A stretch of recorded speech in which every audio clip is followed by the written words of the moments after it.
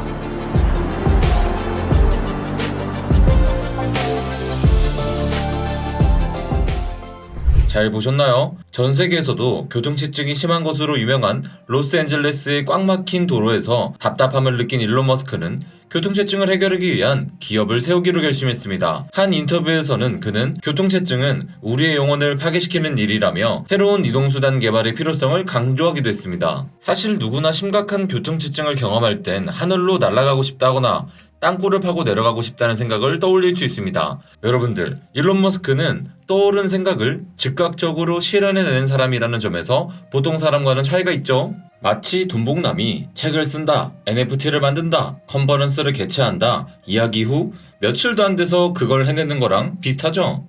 보링 컴퍼니의 핵심은 터널 활용입니다. 터널을 사용하면 신호를 기다리기 위해 멈추는 상황은 거의 없고 날씨의 변화에도 영향을 받지 않는다는 장점이 있습니다. 영상에서도 보시다시피 이러한 터널은 자율주행, 전기 자동차를 소유한 사람만을 위한 것이 아니며 보행자와 자전거 이용자도 사용할 수 있습니다. 도지코인으로 결제할 수 있는 보링 컴퍼니의 터널은 라스베가스 컨벤션 센터 지하에 만들어진 터널입니다. 라스베거스 루프로 불리는 터널 네트워크는 29마일에 걸쳐 있고 완공되면 51개 정거장이 생기게 됩니다. 하지만 현재로서는 라스베거스 컨벤션 센터 아래에 1.7마일 길의 터널만 운영되고 있기에 도보로 25분 거리를 차로 2분 거리로 이동하도록 해주는 정도의 혜택이 있습니다. 아직은 해결해야 할 많은 과제들이 보이지만 일론 머스크답게 하나씩 돌파해 나가지 않을까 싶습니다. 도지코인은 현재 작년 3월의 콘솔리데이션 구간에서의 같은 움직임을 보이고 있습니다. 도지코인이 무려 한 달 만에 1000% 상승을 기록한 작년의 움직임이 나오기 직전의 가격에 머물고 있다는 점에서 중요한 위치라고 볼 수 있습니다.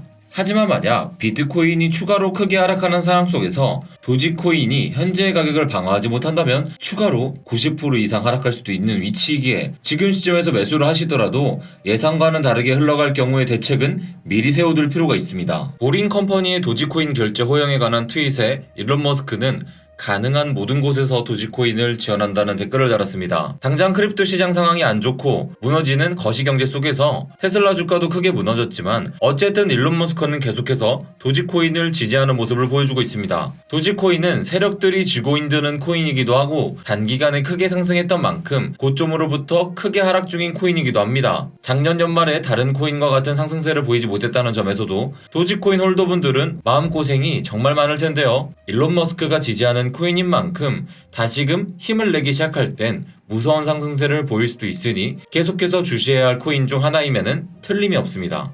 업비트 기준으로는 현재 89원인데요. 머스크가 도지코인을 버리지 않는 한, 머스크 사업이 모두 망하지 않는 한 도지코인은 분명 머스크가 이야기한 1달러에 도달할 확률이 높은 코인입니다. 저 또한 도지코인을 전폭적으로 지지합니다. 하지만 저와 일론 머스크가 지지한다고 해서 무디성으로 매수하시면 안됩니다. 아까도 말씀드렸듯이 90% 하락에 대한 대응책도 있으셔야 합니다.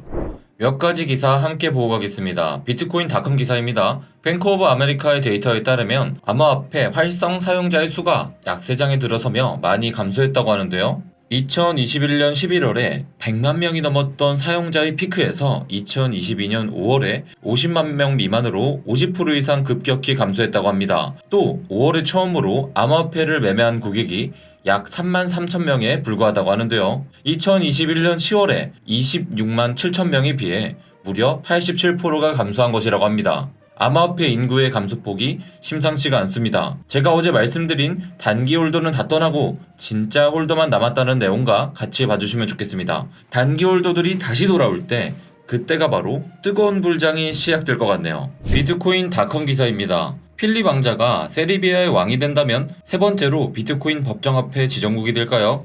이번 TV 인터뷰에서 비트코인 관련하여 주옥 같은 명언을 남겨줬군요. 비트코인은 자유입니다. 우리는 열심히 돈 벌어야 하는데 그 돈은 인플레이션의 영향을 받지 않는 양질의 돈이어야 합니다.